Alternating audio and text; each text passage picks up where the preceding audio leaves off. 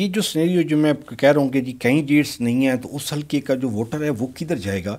तो आपने 8 से 13 तक पीपल पार्टी की हुकूमत रही, फेडरल में भी, सिंध में भी। उसके बाद 13 से लेकर अभी 23 आने वाला है। 10 साल में कोई ऐसी नर्सरी बल्दियाती इलेक्शंस में मूवमेंट नहीं होती, कोई वर्कर नीचे से ऊपर नहीं आ रहा, कोई दूसरा वर्कर डिवेल्प भी नहीं हुआ ना कि किसी हल्के में। तो कैसे? ऐसी बात नहीं है, ऐसी बात नहीं है। हमारे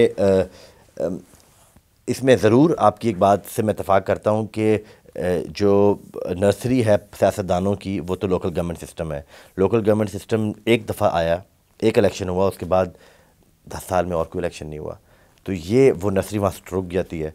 तो अगर वो होते तो हमारे पास शायद ज़्यादा बेहतर होते कैंडिडेट्स। लेकिन बहुत से नौजवान पाकिस्तान पीपल्स पार्टी के उम्मीदवार पिछली 2018 की इलेक्शन में थे, 2018 के इलेक्शन में हार गए वो। लेकिन एक पॉलिटिकल विज़न को पाकिस्तान पीपल्स पार्टी की विज़न के साथ अलाइंड थे। उनको पता था पाकिस्तान पीपल्स पार्टी की क्या स्टैंडिंग है, किस किस लिए हम स्टैंड करते हैं।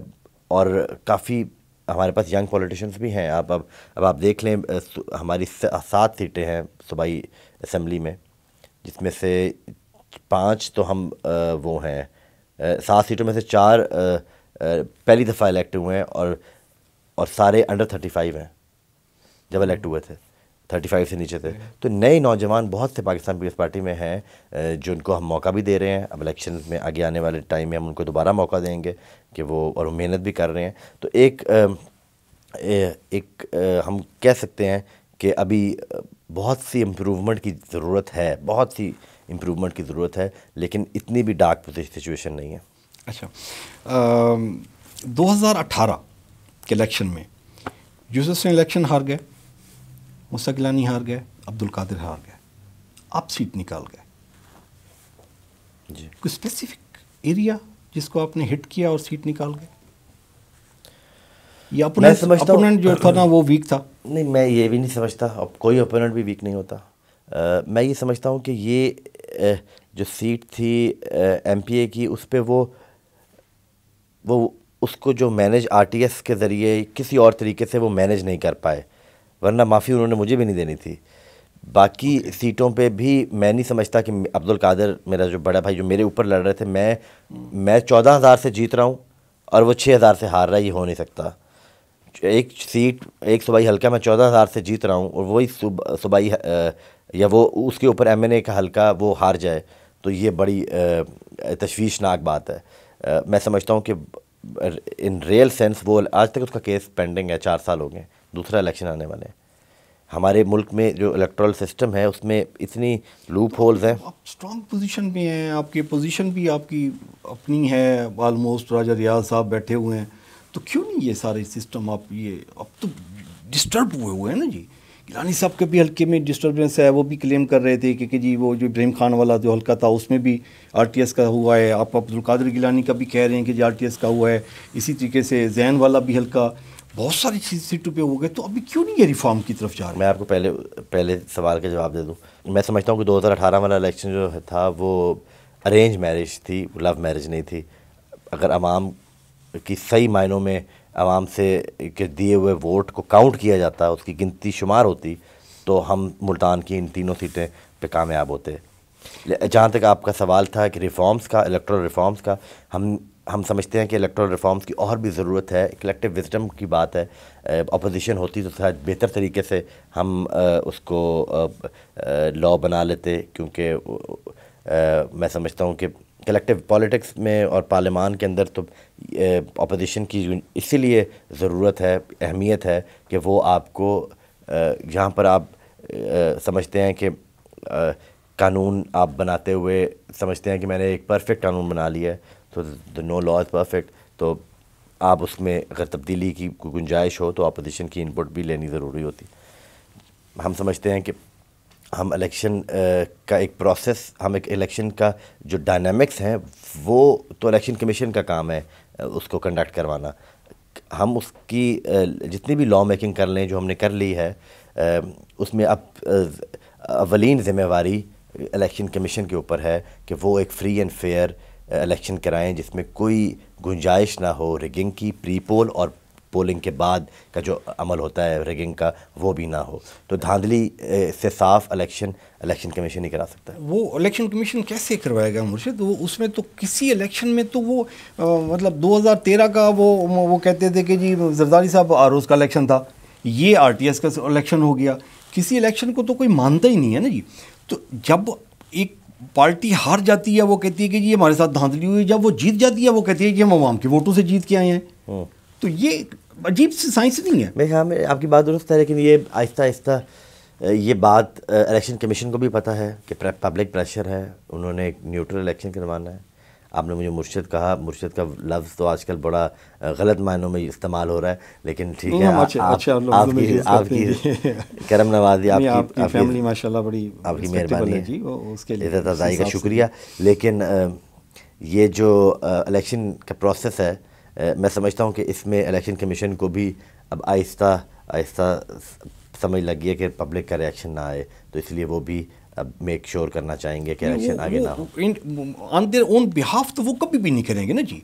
जब तक देखिए आपने ईवीएम खत्म कर दी, आपने ओवरसीज का वोट खत्म कर दिया, आपने नैब अमेंडमेंट्स कर दी, जो इंपॉर्टेंट नहीं थी नेशनल लेवल पे जो इंपॉर्टेंट थी वो खत्म कर दी। जो इंपॉर्टेंट है, जिसके सारे ऑलमोस्ट सारे जिसमें डिस्टर्ब हैं, जिसको आप कह लेंगे जी सारे डसे हुए हैं एक एक करके, उस पर कोई बात नहीं कर रहा। ना नून लीग बात कर रही है, ना मौलाना फजल रहमान बात कर रहे हैं, ना पार्टी बात कर रही है। आई बैक टू डिसएग्री। बहुत अहम नेशनल सिक्योरिटी, नेशनल इंपॉर्टेंस के इश्यूज थे ये सारे।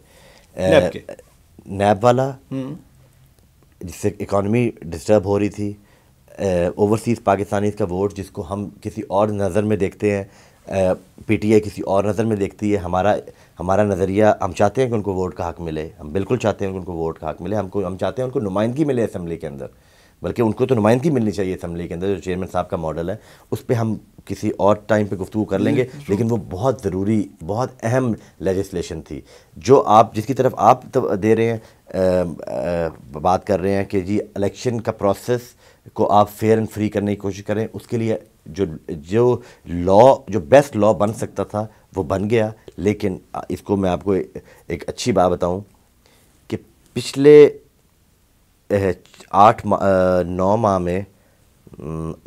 में 36 इलेक्शंस हुए हैं। 36 किसी एक जमात ने भी नहीं कहा कि धांधली हुई है सवाए इमरान खान के, कि एक और वो भी उन सीटों पे उसने कहा है जो कि धांधली हुई है जिस सीट के ऊपर वो ख़ुद लड़ रहे थे कराची में और वो 10,000 से हार गए हकीम बलोच साहब से।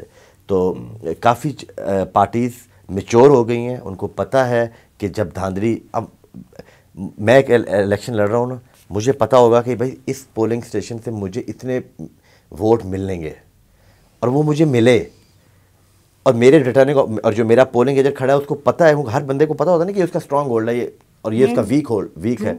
तो जब उसके जहाँ से मुझे पता है कि मैंने 100 से जीतना है, वहाँ से मैं 200 से हार रहा हूँगा, तो मैं कहूँगा ना कि कुछ तो गलत है, ठीक है। और मैं उस सिस्टम के अंदर भी हूँ, तो मैं वो काम इलेक्शन कमीशन का है ठीक करना, लेकिन इलेक्शन कमीशन ने बहुत ठीक किया है इस काम को। 4 साल से आप कह रहे हैं अब्दुल कादिर की पेंडिंग पड़ी हुई है। वो पिटीशन तो पेंडिंग पड़ी है, वो तो अब वो पुराना, वो तो हाई कोर्ट में चलेगी ना, अब तो इलेक्शन कमीशन से भी ऊपर पिटीशन चलेगी। गवर्नमेंट का ही है ना जी, गवर्नमेंट का तो नहीं, जुडिशियल सिस्टम एक अलग सिस्टम है। लेकिन मैं आपको बता दूँ, मैंने जब ये 17 जुलाई को इलेक्शन हुए MPAs के 22-20 सीटों के ऊपर, उन इलेक्शन को मैंने बड़ा क्लोजली वॉच किया था, तब मैं वज़ीर भी था, मैंने बड़ा क्लोजली उस सारी सीटों को वॉच किया। और मैं समझता हूँ कि वो उस इलेक्शन में इमरान खान ने अपने झूठ को बेचा, लोगों ने ख़रीदा, और वो इलेक्शन बिल्कुल फ्री एंड फेयर थे। हम हार गए, बिल्कुल सीधी तरह, कोई धांधली नहीं हुई। जब हम जीते तब इमरान खान ने कहा कि ये धांधली हो गई।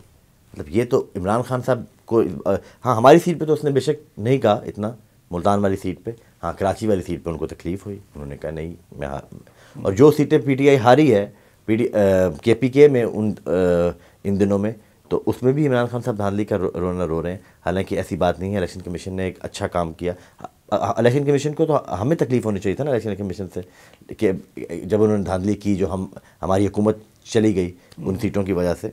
लेकिन हम जब कह रहे हैं कि नहीं हमें कोई इतराज़ नहीं है, फ्री एंड फेयर इलेक्शन है, तो ये जो एवोल्यूशन का जो मरहला है ये हम तय कर रहे हैं। अच्छा जी, वो भी मईशत पे जी, जो सबसे इम्पॉर्टेंट है, जिसकी वजह से ख़ान की गवर्नमेंट के ख़िलाफ़ अदम एतमाद लाया गया, गुके खान उसको कहते हैं, रजीम चेंज है, लीगल प्रोसेस था वो हो गया, आपका सारी जमातें मिलके बैठ के काम कर रही हैं। मुल्क की मईशत, देखिए मईशत एक बड़ा इम्पोर्टेंट इशू है। पूरी दुनिया में रिसेशन हिट किया है पूरी दुनिया को। अभी हमें सबसे पहले ये चाहिए था, जब शहबाज शरीफ साहब की इस बात को हमें सराहना चाहिए, जब वो अपोजिशन बने तो उन्होंने अपोजिशन लीडर बने तो उन्होंने सबसे पहली तकरीर में उन्होंने कहा कि मैं एक चार्टर ऑफ इकॉनमी करना चाहता हूँ।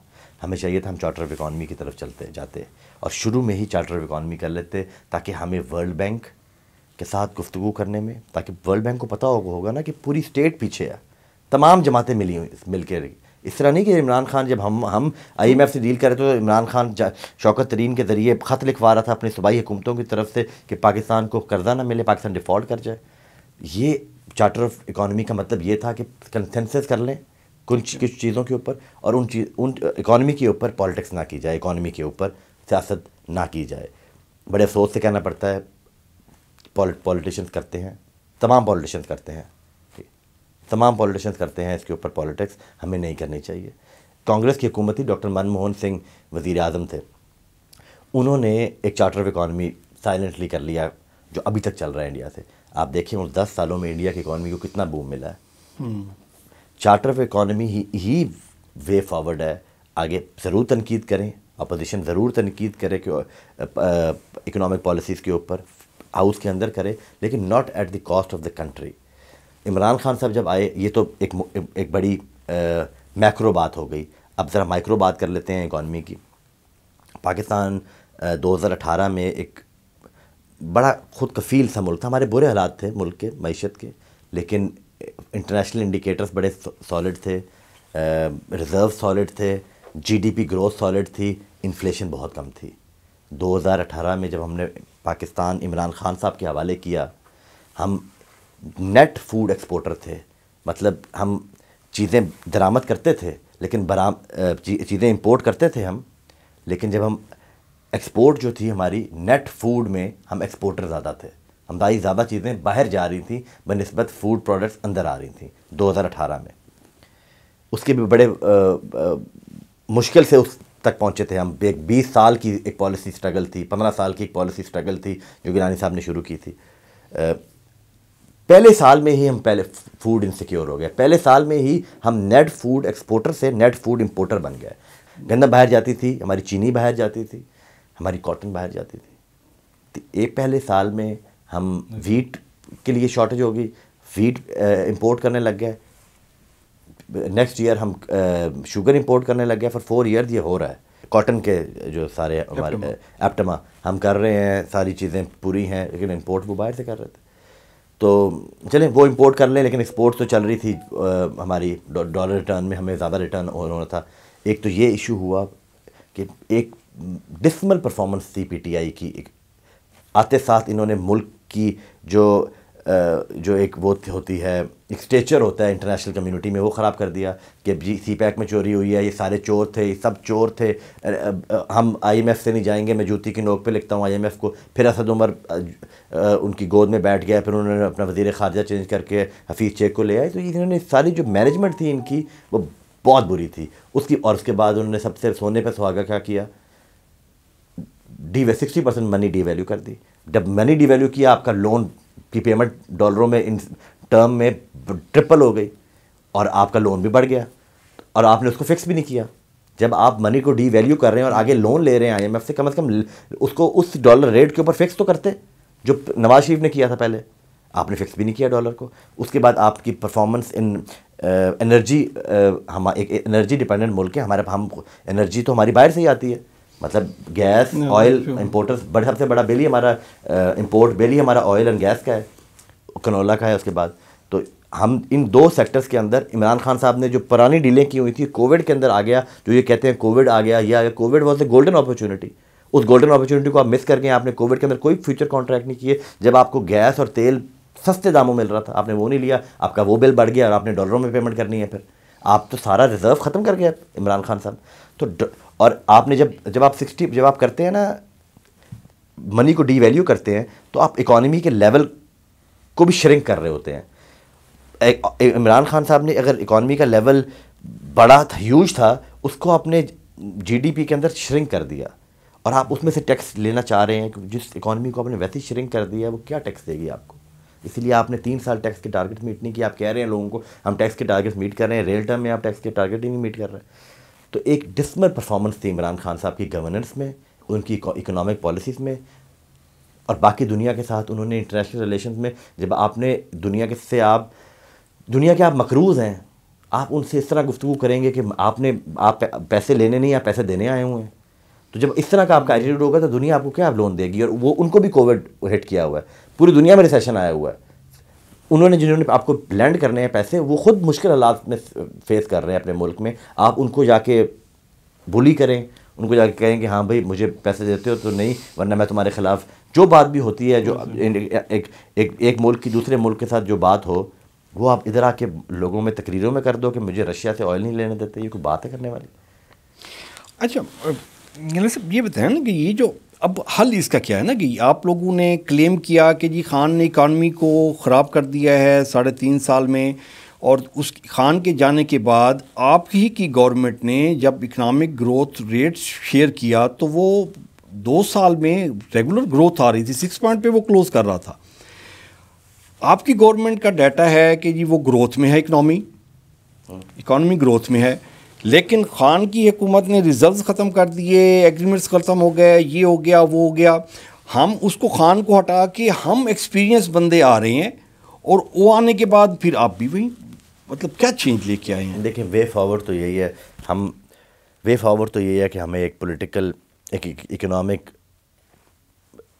ये करना है चार्टर, और वो तमाम जमातों को बैठ के करना पड़ेगा कि चाहे जो गवर्नमेंट चेंज हो, आपने पॉलिसीज़ चेंज नहीं करनी। हम एक IMF का ये जो प्रोग्राम था हमने ख़त्म कर दिया था। IMF का प्रोग्राम पहले, IMF का जो एक प्रोग्राम है इसको साथ हम कमिट हो जाएं।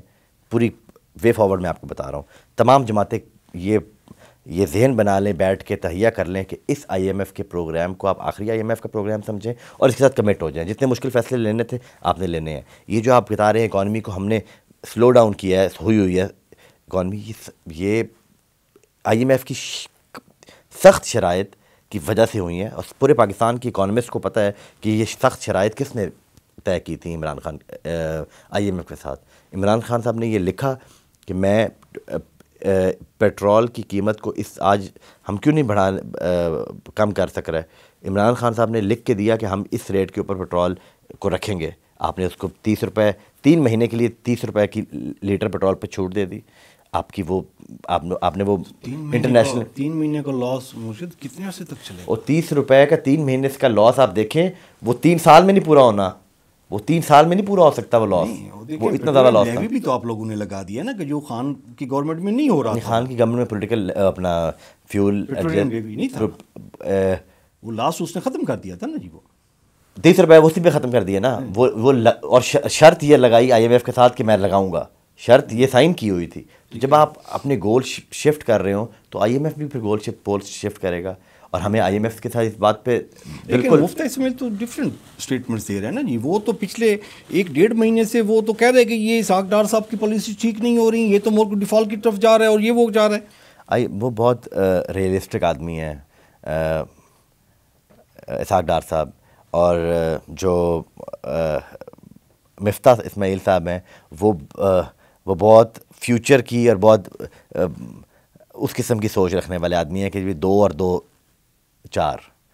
हालांकि पाकिस्तान की इकॉनमी को जो समझते हैं वो ये जानते हैं कि 2 और 2 पाकिस्तान में 5 है। एक तो पहली बात ये कि ये कहना कि पाकिस्तान की इकॉनमी की इतने बुरे हालात हैं कि हम इंटरनेशनल पेमेंट जो है वो पूरी नहीं कर सकेंगे, तो पाकिस्तान जुलाई तक के अपनी टारगेट्स पूरे करेगा, अपनी पेमेंट्स पूरी करेगा। 75 ईयर्स में हमने कभी भी इंटरनेशनल पेमेंट में कभी भी हम डिफ़ॉल्ट नहीं किया। कोई इंटरनेशनल पेमेंट में हमने डिफ़ॉल्ट नहीं किया, इंशाल्लाह आगे भी नहीं करेंगे। कह रहे हैं उम्मीद है कि आगे हालात स्टेबिलिटी होगी, लेकिन तब होगी जब ये पॉलिटिकल स्टेबिलिटी ज़रा हमें मिल जाए, तो वो चांसेस हैं मिल जाएंगी। अब पॉलिटिकल स्टेबिलिटी की तरफ हम चल पड़े हैं। एक नवंबर के बाद से काफ़ी हालात बेहतर हुए हैं। नवंबर के बाद आप कॉन्फिडेंस भी आया मार्केट में, लीडरशिप पार्टीज़ के अंदर भी आया कॉन्फिडेंस। अगर इमरान खान साहब समझते हैं कि स्टेबिलिटी की ज़रूरत है और आगे स्टेबिलिटी चाहिए इकॉनमी को बेहतर करने के लिए, तो उसके लिए वो चाह समझते हैं कि इलेक्शन ही वे फॉरवर्ड है, तो अपनी 2 सूबों की असम्बलियाँ तोड़ दें, उसमें इलेक्शन करा लेते हैं, स्टेबिलिटी आ जाएगी।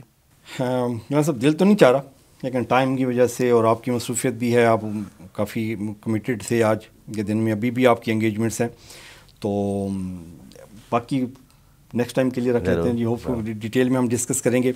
नाज़रीन, तो ये था आज का प्रोग्राम जी, और उम्मीद है आपको इस यंग पॉलिटिशियंस के जो जितनी एनर्जी माशाल्लाह इनमें है, अल्लाह ताला इनको सलामत रखे और ये अपने अवाम के लिए इसी तरह मूवमेंट करते रहें। प्रोग्राम का वक्त ख़त्म हो जाता है, मुझसे को इजाज़त दीजिए। अल्लाह ने के पास।